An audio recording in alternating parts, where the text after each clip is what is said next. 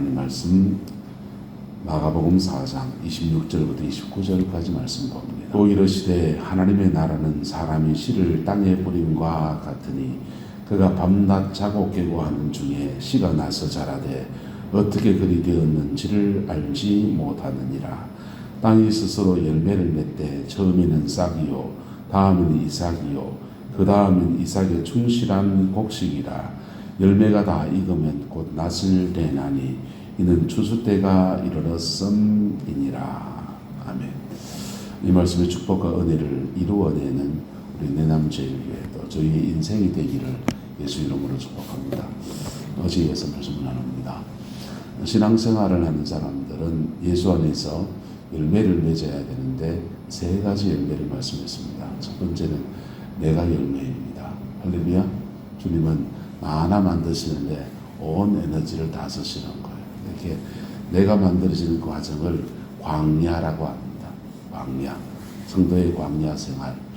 집단적으로 내가 만들어진 때가 이스라엘 백성들이 출애굽을 해서 홍해를 건너서 그리고는 가나안 땅에 들어갔더니 한 명 한 명이 각각 자기의 광야를 지나는 게 아니라 민족 전체가 광야를 지나왔습니다. 그리고는 그 이스라엘 백성이 하나님의 백성다움을 회복할 때 그때 하나님은 그들에게 가나안 땅이라고는 선물을 허락하여 주셨습니다. 할렐루야. 그 집단적으로 그렇게 개종이라든지 이주라든지 그런 상황이 될 때는 한 공동체 전체가 광야를 그렇게 지나가기도 해요. 그런데 보통은 개별이 지나갑니다. 한 사람 한 사람이 지나가요. 그 한 사람 한 사람이 지나가는데 그 광야를 생명이 있는 사람이 광야를 잘 지나가냐. 생명이 있는 사람, 하나님이 거듭난 사람에게 어떤 은혜를 주시냐면요. 거듭나고 난 뒤에 한 6개월 정도, 한 1년 정도까지 허니문 같은 예수님이 그렇게 좋고 천국 백성 되었다는 게 얼마나 좋은지 그리고 죄사함에 확 밀려오면서 기쁨이 그렇게 좋은 때가 있습니다. 6개월에서 한 1년 정도 간다는 거예요. 근데 허니문 끝나고 나면 그때부터 생활이라는 게 시작되지 않습니까? 남녀가 결혼을 하고서 결혼하고 난 뒤에 이제 부부의 삶을 신혼여행 갔다 오는 그 시간 아주 그냥 사진 찍고 그냥 즐거운 때를 보내고 그 다음부터는요 둘이 알콩달콩 살다가 그때부터 좀 있다가 아기가 생기기 시작하면서부터 그때부터 생활이라는 것이 시작되지 않습니까? 그와 같이 예수님과 사는 생활이 시작되는데 그게 우리 몸에 익숙하지 않기 때문에 광야를 지나가는 거예요. 하나님은 거룩하신데 우리는 죄인이고 하나님은 용서를 하시는데 우리는 용서하지 않고 하나님은 베푸시는데 우리는 베푸지 않고 어째 하나님의 성품과 우리의 성품은 너무 다르거든. 이것들이 맞추어지는데 이제 질서가 잡히는데 그것이 광야 생활입니다. 그 질서가 잡히면 그때부터 광야는 끝이 나고 하나님이 열어가시는 가나안의 삶이 펼쳐지기 시작합니다.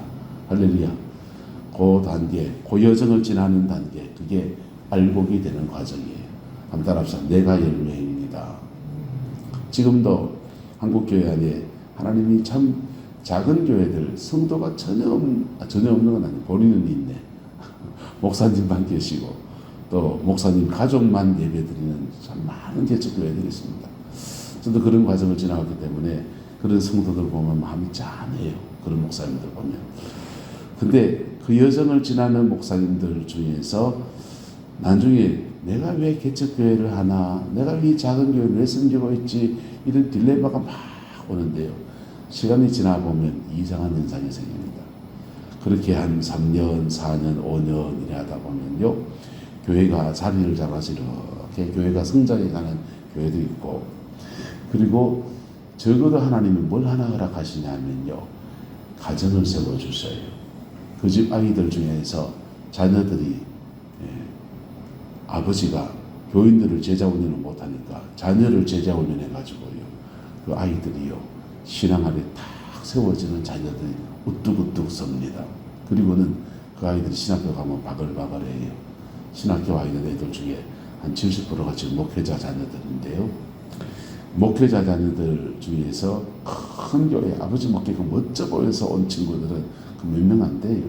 전부다 그냥 작은 개척교회에서 그냥 아버지한테 특별한 도제 수업 같은 제자 훈련 받은 애들이 거기 와 있습니다. 우리 애가 처음 전도사를 나갔더니 그 교회에서 부목사님이 그러더라는 거예요. 경력 사원이 왔는데 뭘 더 가르칠 필요 없다는 거죠. 집에서 아버지 하는 거 보면서 목회를 배우고 나는 게 경력 사원이다. 그렇게 얘기하더라는 것입니다. 자, 하나님은 내가 열매가 되는 과정 안에서 광야를 지나가게 하시는데 그 광야 지나가는 과정을 잘 지나가다 보면 이상한 현상이 가정의 열매가 맺힙니다. 할렐루야. 한번 따라합시다. 알곡됩시다. 두 번째는 가정의 열매예요. 가정의 열매는요, 알곡이 됐다고 그냥 열매가 맺히는 건 아니에요. 알곡이 된 사람이요, 그 가정 안에 심겨져서 썩어진 미랄될 때 그 가정에 변화가 옵니다. 네. 주님이 열매 맺는 비결을 말했습니다. 하늘의 미랄이 땅에 떨어져 죽지 아니하면 하늘 그대로 있고 알곡 그대로 있고, 근데 떨어져 죽으면 많은 열매를 맺는다 했어요. 하나님 나라 안에서 열매 맺는 것은 은사가 강해서도 아니에요. 그 필요한 얘기지만은 그게 필수 조건 아니에요. 하나님 나라 안에서 열매 맺는 것은 복음 안에서 사랑의 승리를 할 때, 뭐 할 때요? 복음 안에서 사랑의 승리를 할 때, 그때 열매가 맺히는 것입니다. 시집가서 시집살이 고되고 그냥 무슨 일을 시키지만 않아도, 뭘 하지 않아도 시집이라는 공간에 들어가는 것 자체가 여자들에겐 긴장이 되는, 남자는 원래 저희 집에 가는 거니까 별 긴장 안 하지만은 시집에 들어가는 것 자체가 긴장이 되고, 근데 그 긴장되는 상황 안에서 그냥 시집살이를 하지 않습니까? 근데 그 속에서 크리스찬 정체성을 가지고서 하늘의 미랄로 썩어질 때, 그때 사랑의 승리 가운데서 열매가 맺히는 것입니다. 가정의 변화는 그렇게 오는 거예요. 그걸 이루어낸 분이 저 김광수 장로님 이런 분들 이루어낸 거죠. 그래서 그 세월이 쭉 지나면 가까운 사람들 안에서 복음의 능력과 영광과 은혜가 부러지면서 가정 안에서 다 열매가 맺히는데, 그 열매는 주로 자녀들로 나타납니다. 할렐루야. 우리 내남의 모든 성도들의 가정 안에 이 은혜가 부러지게 되기를 예수 이름으로 축복합니다. 그 다음은 사역의 열매입니다. 사역에는 마찬가지입니다.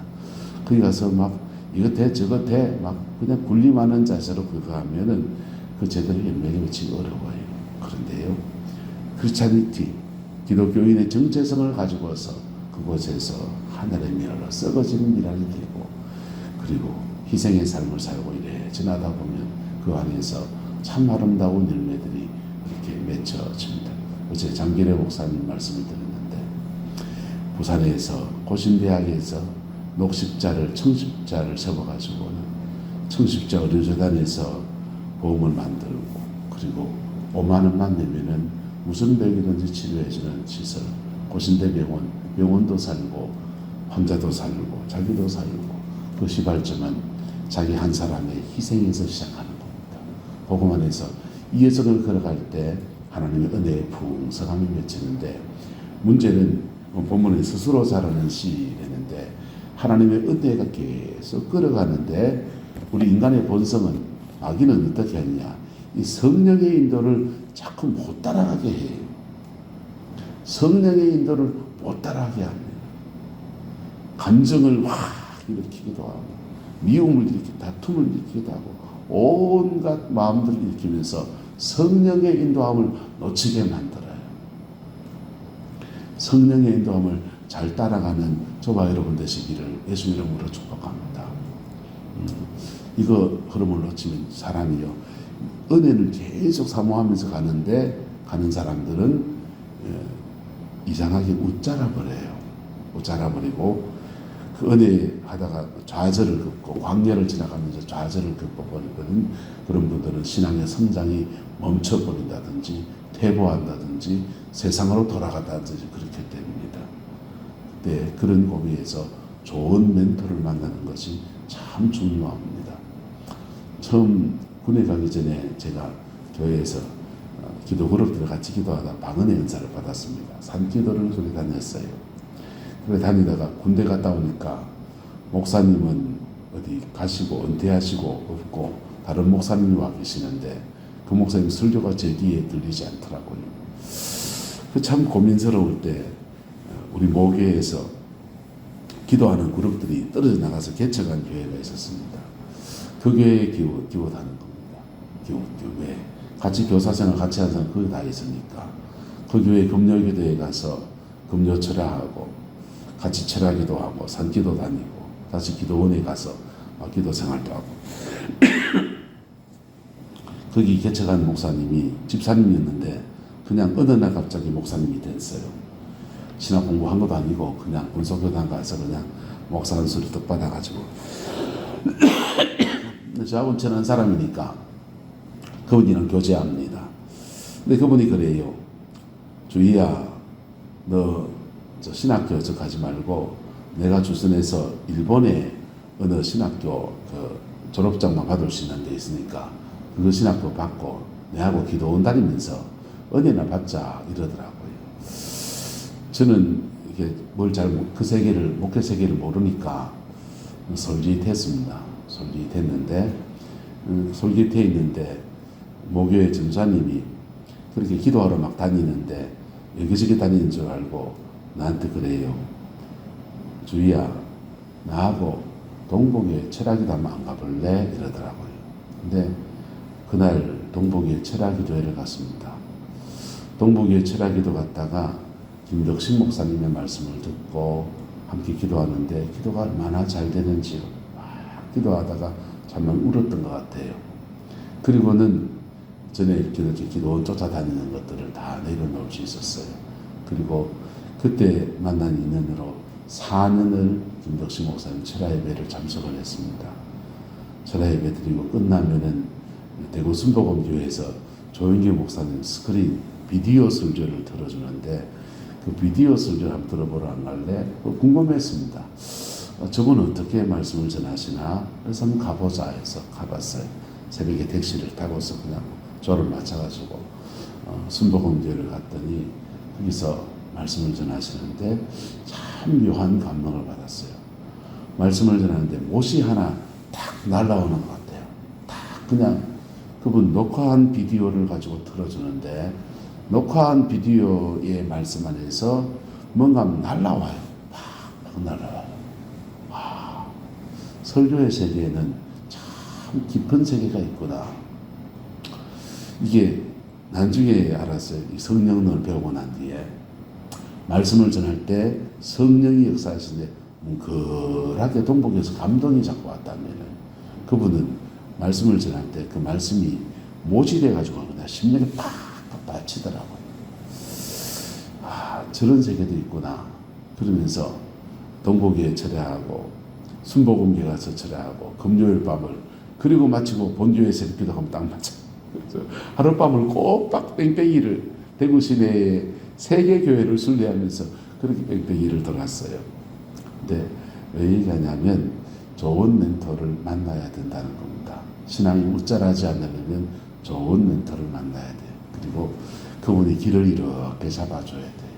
그리고 신앙 안에 자라가도록 도울 때 그때 자 스스로 자라는 씨가 성령의 도우심 안에서 말씀의 역사와 함께 말씀과 기도로 자라가게 되는데 밤낮 자고 깨고 하는 중에 난중의 사람들은 결과만 보니까 야 이게 어느 세월에 이게 자랐나 싶은데 햇빛 받고 비 받고 바람 불고 풍파 치고 하는데 그 농부의 수고를 하는 사람은 그 농부가 어떻게 그게 갔는지 그때 태풍 올 때 어떻게 모를 묶었는지 모를 심을 때 어떻게 그 고생을 했는지 모짜리 어떻게 만들었는지 그 과정을 아는 사람들은 과정을 알아요. 과정을 알아서 그냥 그 과정 안에서 어떤 수고와 어떤 과정을 통해서 열매 맺는지를 압니다.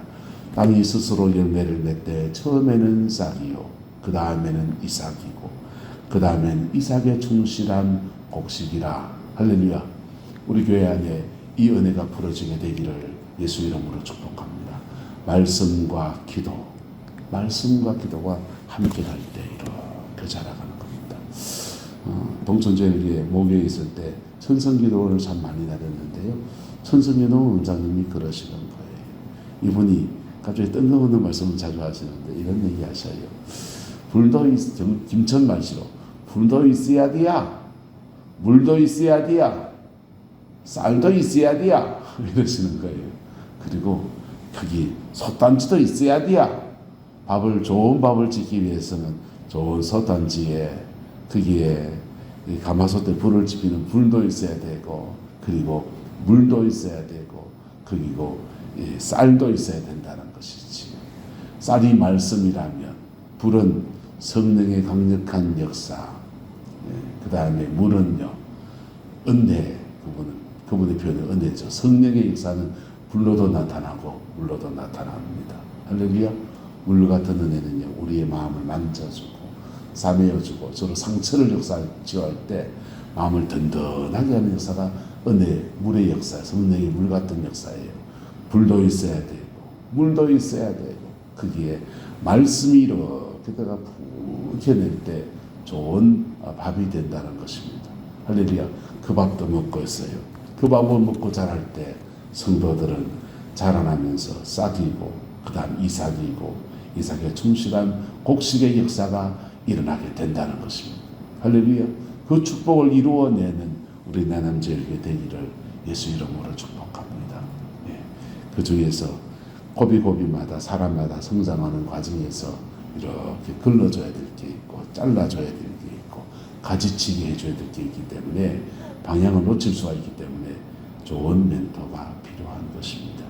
우리 교회에 죽은 장로님이 좋은 신앙의 멘토가 되고 성도들은 그 여정을 잘 따라가면서 말씀과 기도로 자라가고 그들의 가정을 세우고 그들의 삶의 터들을 세우고 이 이전의 땅에 내남 땅에 교회됨의 본질을 회복하는 진정한 교회, 우리 교회의 일을 소망합니다. 기도하겠습니다. 좋으신 아버지 하나님, 스스로 자라나는 복음의 역사를 우리가 가졌음을 감사합니다. 어느 곳 어느 처소에 떨어지든지 복음 가진 우리는 살아남을 수 있고 그 복음 안에서 우리의 삶의 터들을 개척하고 뚫고 회복시키며 정결케 하고 하나님의 나라로 바꾸어가는 믿음의 여정으로 갈 수 있음을 믿습니다. 주님, 그 순전한 여정을 잘 걸어가는 저희들 되게 축복하여 주시고 우리 내남제일의 모든 성도들이 이 여정을 걸어서 이 안에서 싹이 나고 이삭이 패고 열매가 맺히는 아름다운 축복의 과정들, 축복의 삶의 터들이 되고 교회는 성장해가고 영혼을 정말 변화시키는, 영혼을 정말 세우는, 영혼을 정말 세상 속에 파송하는 믿음의 공동체가 되게 축복하여 주옵소서. 여호와께서 한없는 은혜와 사랑으로 함께해 주시기 원합니다. 예수님의 이름으로 축복하며 기도드리옵나이다. 아멘.